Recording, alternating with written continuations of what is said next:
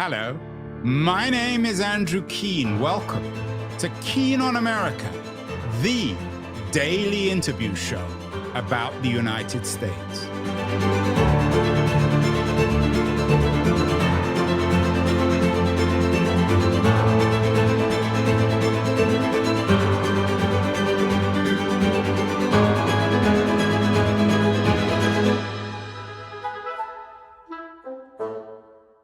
Hello, everybody. It is Tuesday, the 18th of August, 2026. Over the years, we've done many shows, especially recently, about the complicated and problematic relationship between religion and politics, Christianity and politics in the United States. Some people have been very fearful. Many people have written books laying out the dangers, but we haven't had a book laying out the dangers by a politician, a sitting American politician. And today we do.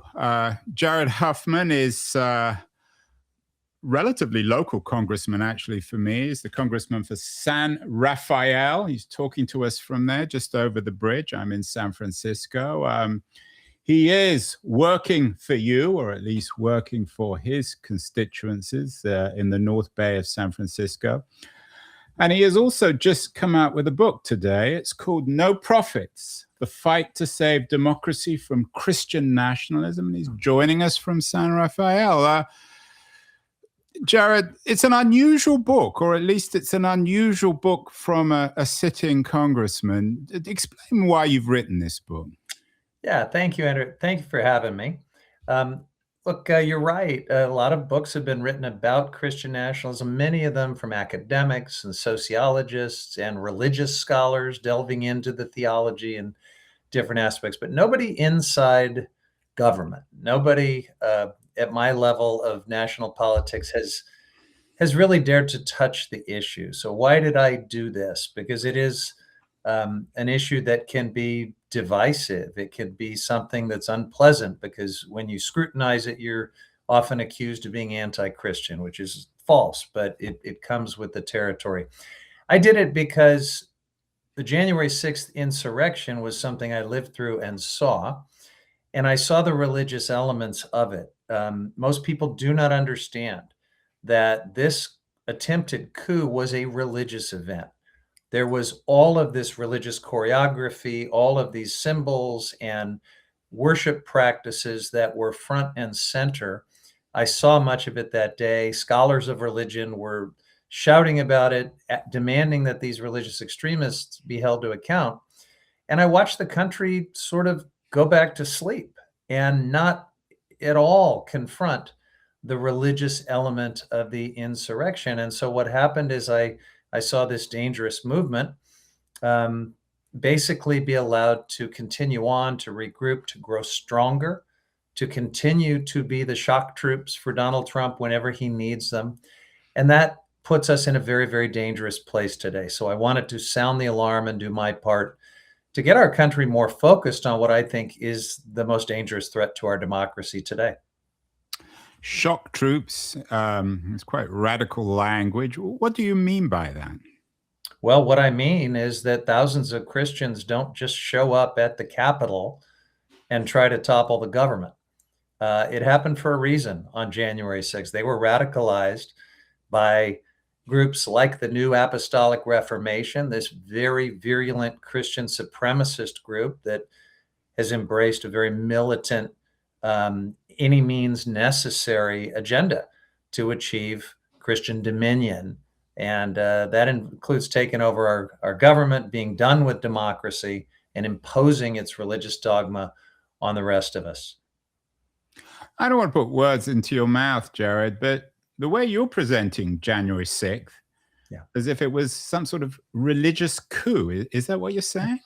It is exactly what I'm saying. And you don't have to just believe me. Religion scholars were lighting their hair on fire about this in real time. There was an online exhibit put together by the Smithsonian Institution in partnership with the University of Alabama. It's still online. It's called Uncivil Religion. You can look it up and you can see all of the sights and sounds of the insurrection with all of the religion that was so central to it.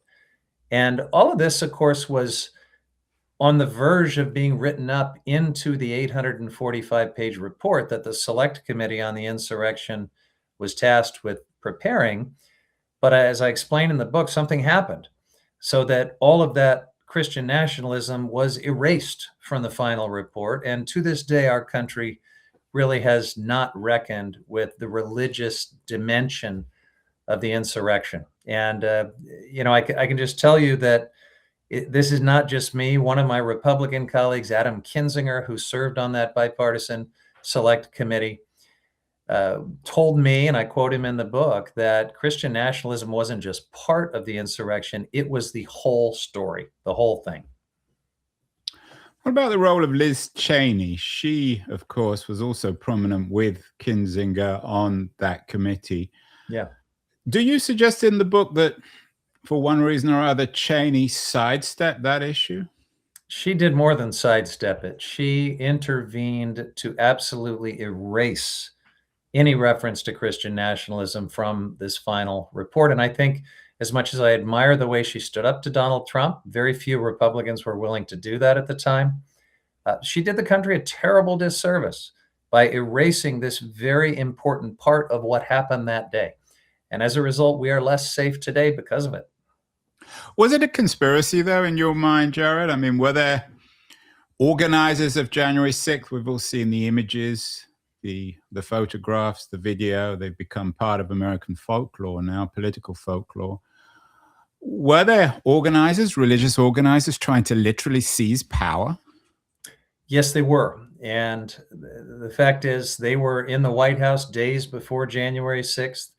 They had rooms at the Willard Hotel, which is, of course, where the war room that Rudy Giuliani and others had set up. They were tasked by the Trump campaign with mobilizing right-wing Christians. They spent about 2 months doing it leading up to January 6th. And many of them were on site, preaching and issuing prophecies and leading folks in worship service as this riot unfolded. So they were central to this whole affair. And you mentioned Giuliani. Presumably, Trump was in on this. I mean, was it his idea? Who was shaping who? Is it Trump pushing these religious conspiracists, or was it the other way around? It was both. I mean, Trump certainly has always found this Christian nationalist movement very useful to him. They have incredible power. They have the ability to mobilize millions of people who are religiously charged in a way that nothing else in American politics can really match that mobilization power. But this group also recognized in Trump something that was very, very useful to them. He mainstreamed them. He platformed them. He took many of these radical faith leaders out of the fringe and made them VIPs in the White House. He has done a lot to advance their project, and their project, if we want to get to the end game, their project is theocracy. It is a right-wing authoritarian theocracy. They are absolutely on a collision course with democracy, and Donald Trump has been a powerful instrument for them to get there. A couple of years ago, we had Margaret Atwood on the show. Of course, she warned us about this supposedly coming theocracy in Handmaid's Tale. Was she right to warn? I mean, is this, have these people literally read, maybe have or haven't, or they've somehow consumed this warning and are trying to implement a religious dictatorship? Yeah, I found Handmaid's Tale really chilling. And I think the reason Atwood was right, and the reason her fictional story landed with such force, is because she didn't entirely make it up. She reverse engineered Gilead from the real America, including our puritanical past and some of our theocratic roots, and certainly the militancy. And there's a really important part of that too. In Atwood's story, it didn't happen all at once. Gilead began using fake emergencies and other things to sort of gradually break down the scaffolding of our democracy, and people found themselves in an authoritarian theocracy before they realized it. All of that should be very chilling because there are echoes of that in the real America. And that is how Atwood brilliantly reverse engineered Gilead from the real America. Of course, Atwood's warning was deeply gendered about the treatment of women in this theocracy. Is this reflected in this plot that you write about in the book, the January 6th plot to reestablish some sort of theocracy in America? If these people had seized power, would we have a nation of trad wives, Jared? For several subcultures of Christian nationalism, yes, very much like what Atwood portrayed. And to give you one example of that, Pete Hegseth, our so-called Secretary of War. He is from one of the top three religious subcultures of MAGA Christian nationalism. They are very patriarchal. It's a group that is known as the Theo Bros. The official name of the denomination is the Communion of Reformed Evangelical Churches. They're led by a guy named Doug Wilson, a pastor from Idaho, who openly says that it was a mistake to pass the 19th Amendment to give women the right to vote. He believes men should vote on behalf of the entire household, that women should not be allowed to hold positions of authority in either the church or in government or politics or business or anything else, that they basically should simply be quiet and stay at home and take care of the family. So yeah, Atwood is not far at all from that very significant and growing thread of Christian nationalism. You'll find some pretty similar stuff in one of the other subcultures, which is radical traditionalist Catholics. These are folks who, want to go back way before Vatican II to a traditionalist form of Catholicism where, women not only can't be priests and play no major role in government or society, but they, wear veils and submit themselves, even at church. More and more iron is given American ideological hostility to the veiled nature of Iranian theocracy. A lot of people are going to be watching, listening to this and thinking, oh, this guy, he's one of the co-founders of the Congressional Free Thought Caucus. He's the most explicit anti-clerical figure in Congress, along with Jamie Raskin. But they'd actually be surprised, as I was, Jared, that your background is in the Church of Jesus Christ for Latter-day Saints. You grew up in this tradition. Tell me about your childhood. Yeah, thank you. So I did grow up in a branch of the Mormon Church. It was called the Reorganized Church of Jesus Christ of Latter-day Saints in Independence, Missouri. It has since renamed itself. It goes by Community of Christ and is actually a pretty progressive church relative to these LDS ones that you just showed on the website there. They believe in women in the priesthood. They are LGBTQ affirming, they've come a long way and certainly taken a different path than the Mormons. But I fell out of faith and stopped being religious when I was about 20 years old. Prior to that, I was very devout. I was ordained into the priesthood of my church. And, when I stopped believing in the supernatural precepts of that particular faith, I spent many years thinking and searching and ultimately decided that the label that fits me best is humanist, which means I do have a moral framework. I believe in lots of things, but none of it's supernatural. I believe in, what we can see and validate and prove. And I think, as far as I know, this world and this one time around is all we've got. Did you have, so to speak, a humanist moment on this road to Damascus where you suddenly discovered that the faith that you were brought up in wasn't correct, wasn't true? A little bit. My father's death when I was 20 certainly led me to start questioning a lot of things that I had taken purely on faith. And I just didn't find good answers. And so, I think like a lot of people, when you lose your religion, when you fall out of faith, that can be really hard. It took many years for me to kind of realize that the things I liked about my religious upbringing, the basic teachings really of Jesus Christ, if you look at the Sermon on the Mount, are universal values. You don't have to believe in heaven and hell and an intercessory God or any of that stuff. You can just be a good person and resonate quite nicely with the Sermon on the Mount. So that's sort of where I've settled in as a humanist, or maybe you'd even call me a born again atheist, but certainly a Christ loving atheist. I'm good with the teachings. I don't subscribe to the supernatural. I'm not sure if you're familiar with the work of the Brookings scholar Jonathan Rauch, old friend of the show. His latest book is called Cross Purposes: Christianity's Broken Bargain with Democracy. And he actually argues, it's a very original argument. He argues, and I think you'll find it quite interesting, actually, Jared, if you haven't read the book, that American Christianity, in terms of American democracy, can learn much from the Church of Jesus Christ of Latter-day Saints, formerly known as Mormons. Given your own background and your own familiarity with this Reformed church, do you think that John Rauch is right? Well, I'm not sure what his premise is in terms of what we would need to learn from the LDS. Learning from a respect for, shall we say, diversity and democracy, a kind of pluralism in spite of their commitment to the idea of God.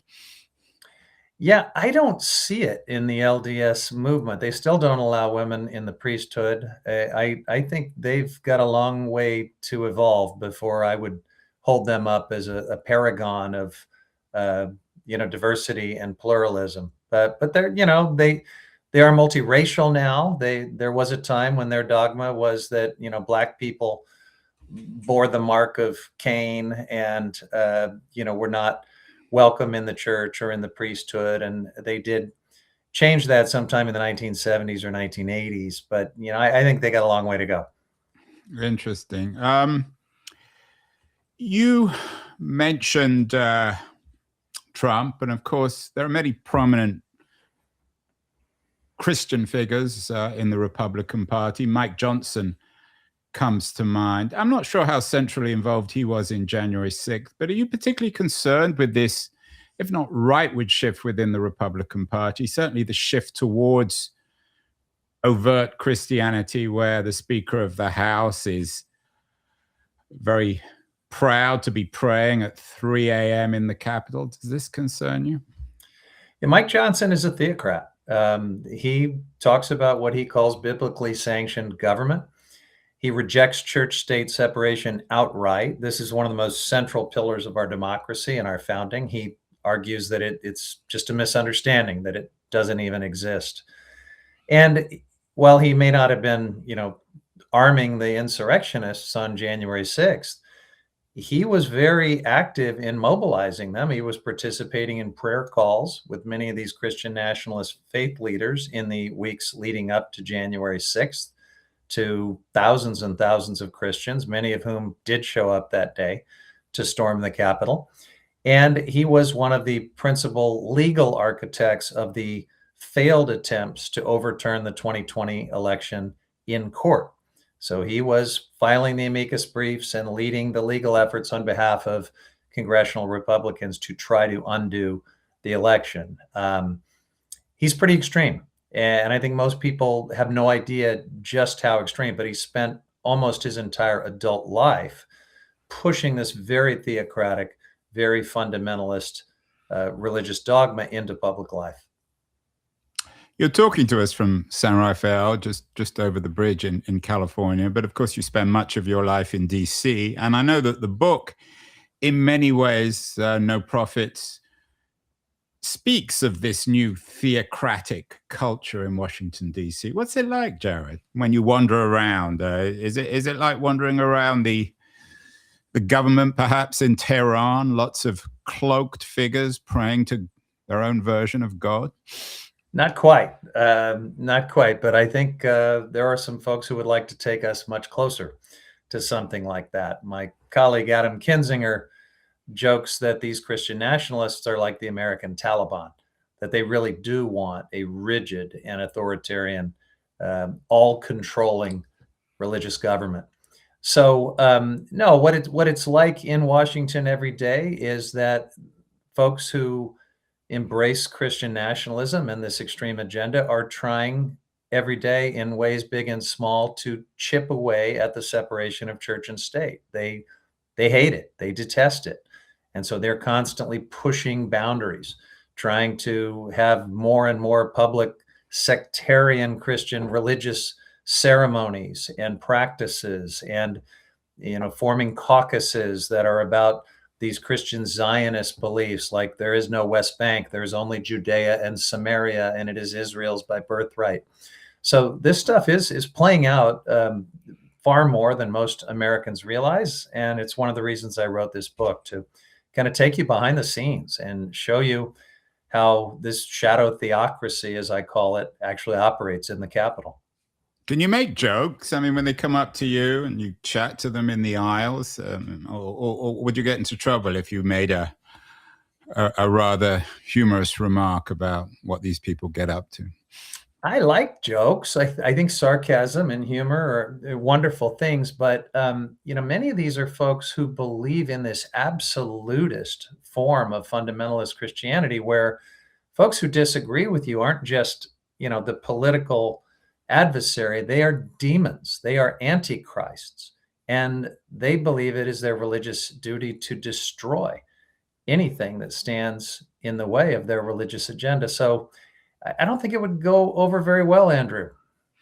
Yeah, I better keep away. I don't think I would go over very well there. You mentioned you're a humanist, Jared, but you didn't describe yourself as an American humanist, which I'm sure you're comfortable with as well. But I wonder whether you trace your own humanism back, for example, to the founding fathers, of course, who constructed the church, very formal church-state division in the United States, and the country itself, to the surprise of many people, actually was created by, if not atheists, certainly people who were ambivalent about Christian doctrine.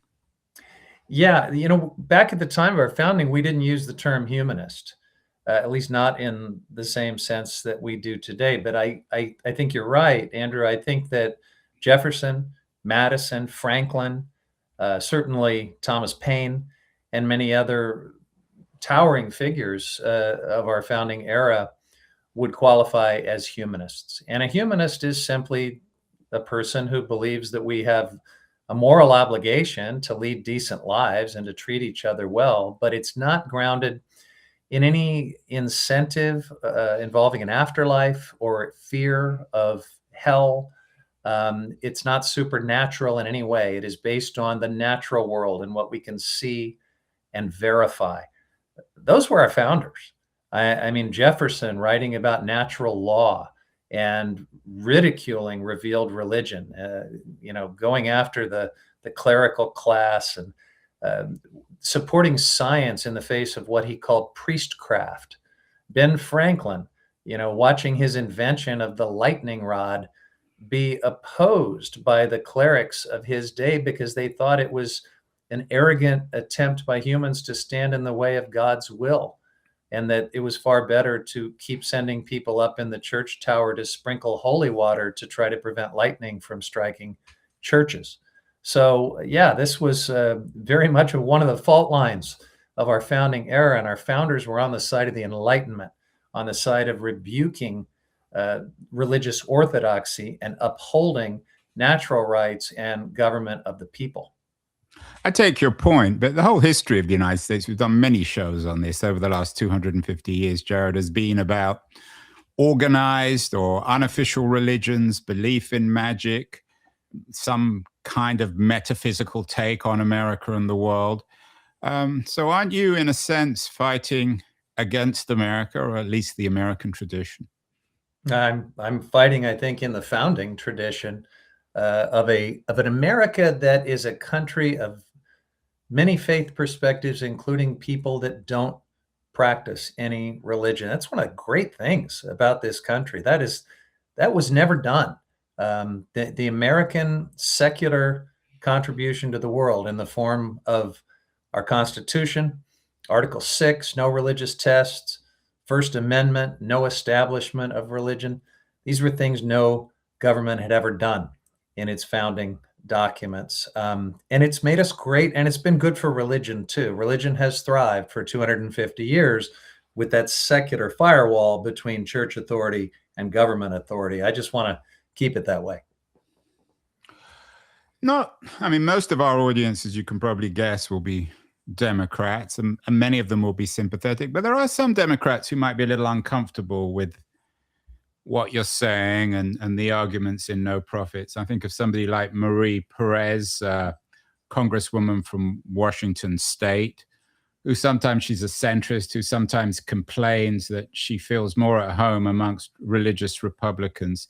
Is there a danger, Jared, that this kind of argument and your opposition to what you call theology, but others might simply see it as Christianity, might be difficult, might make it difficult for centrists or conservative Democrats like Marie Perez?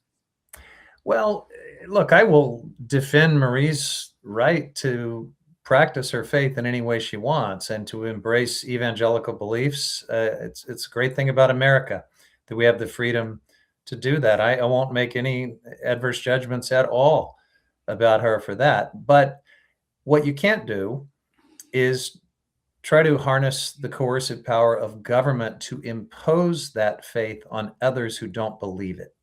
That is crossing the line. That is infringing on true religious liberty. So we're going to part ways when it comes to things like Ralph Drollinger's Bible study, which my friend Marie Perez has attended.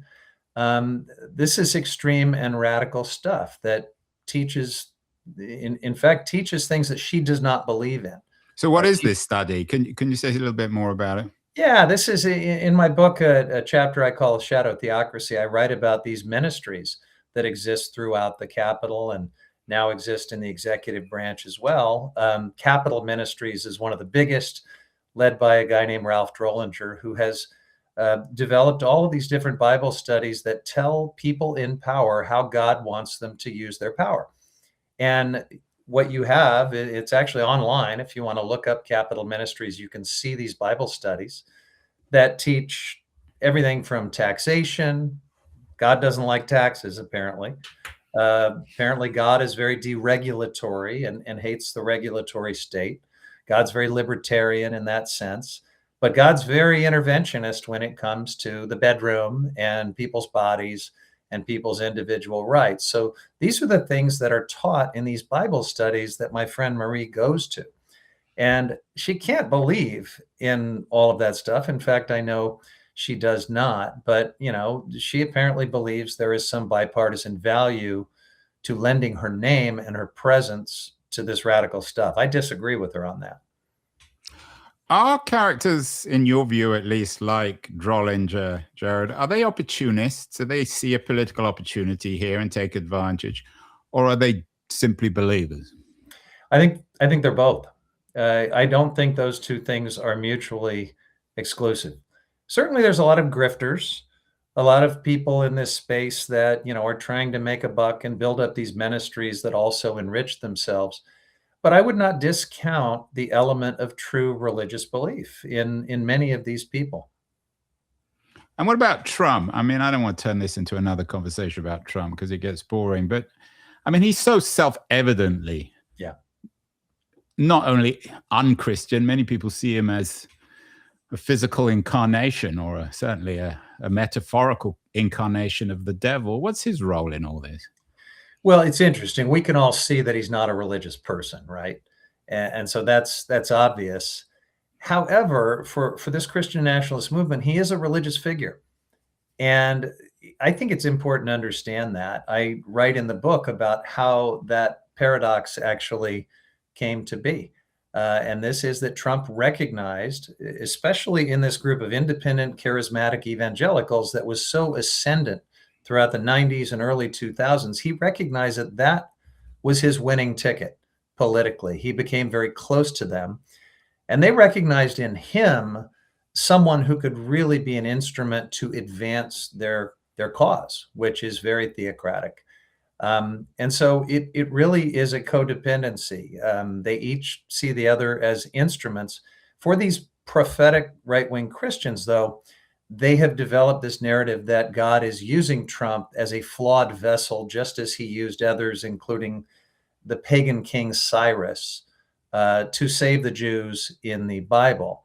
And they've developed this entire mythology called the Cyrus anointing, where Trump is seen as the modern day King Cyrus and has a prophetic destiny to save his new chosen people, American Christians.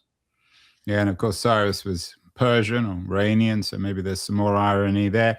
Might this be an opportunity, Jared, for the Democrats? I mean, if you're right, and January 6th was indeed a formal coup by the Christian right to seize power, destroy American democracy, shouldn't this be the core thing, that the core platform that the Democrats run on in 2028?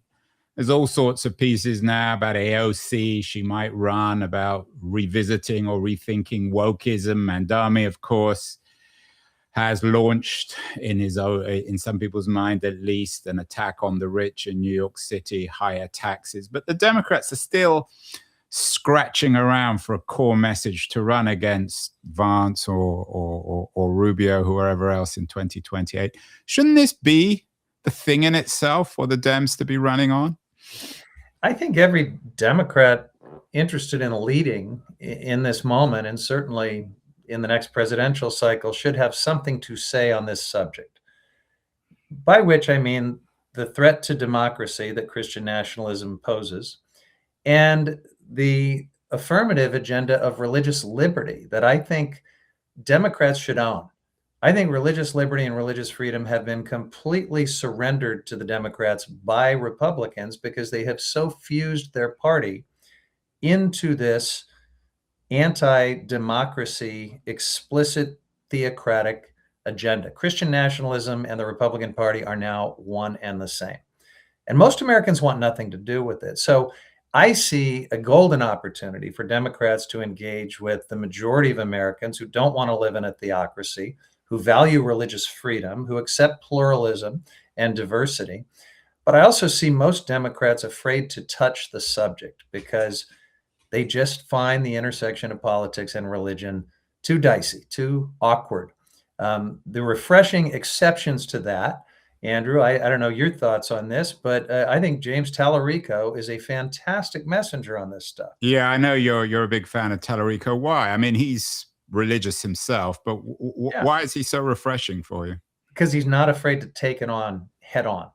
He is calling out Christian nationalism. Now, he's doing it from a faith perspective, but that makes him harder to dismiss as anti-Christian. And so he's a little bit of a breakthrough messenger for all of us. And what I like about his message is he's not just talking to Christians. He's talking about his own personal faith for sure. That's who he is. I'm fine with that.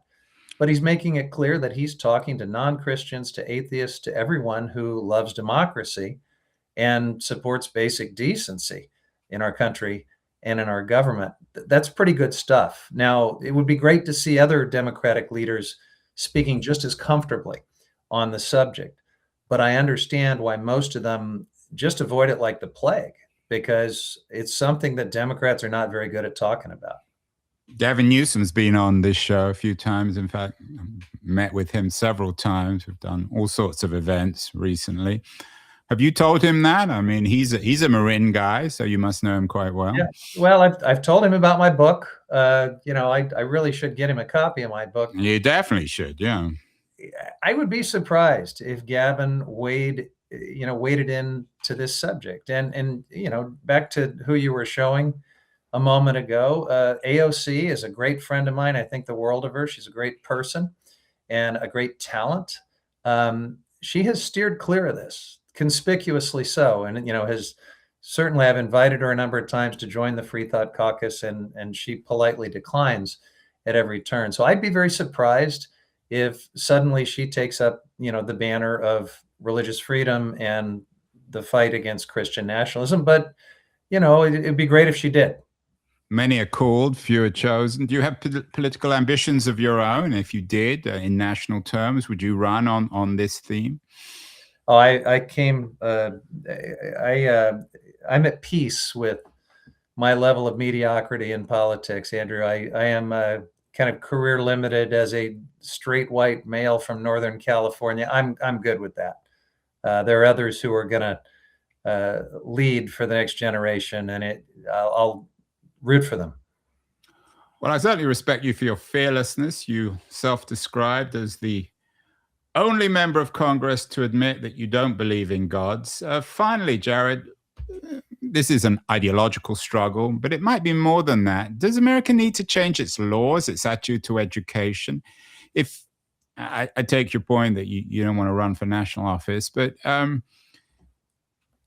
if somebody did and sees this mantle, is there a need to go back to the Constitution to change fundamental laws in this country to make sure that January 6th never happens again? Thankfully, no. It's one of the things that our founders truly got right. It's all right there in Article 6, in the First Amendment. It is one of the central founding ideals of this country. We've just got to give it meaning again. We've got to stop this chipping away at church-state separation, the death by 1,000 cuts. We've got to push back when the Supreme Court tries to read the Establishment Clause out of existence and essentially make separation of church and state a violation of the Free Exercise Clause. That's absurd. That is upending the entire founding ideal of secular government. So all of it is right there. We've just got to stand our ground and fight for this, because there are folks very actively right now trying to just end church-state separation, and they're not going to stop there. They want to end democracy too. And that's a big part of why I wrote this book, to sound an alarm and a wake-up call about that threat. It's a chilling message. The book is out today. No Profits, The Fight to Save Democracy from Christian Nationalism. We've had these kind of books before, but not from a sitting politician. Jared Huffman. Huffman is the congressman from San Rafael, just over the bridge. So congratulations on your bravery. Jared, I hope you're wrong, but I fear you may be right. And best of luck with the book. Thanks so much for having me, Andrew. Hi, this is Andrew again. Thank you so much for listening or watching the show. If you enjoyed it, please subscribe. We're on Substack, YouTube, Apple, Spotify, all the platforms. And I'd be very curious as to your comments as well on what you think of the show, how it can be improved, and the kinds of guests that you would enjoy hearing or listening to in future. Thank you again.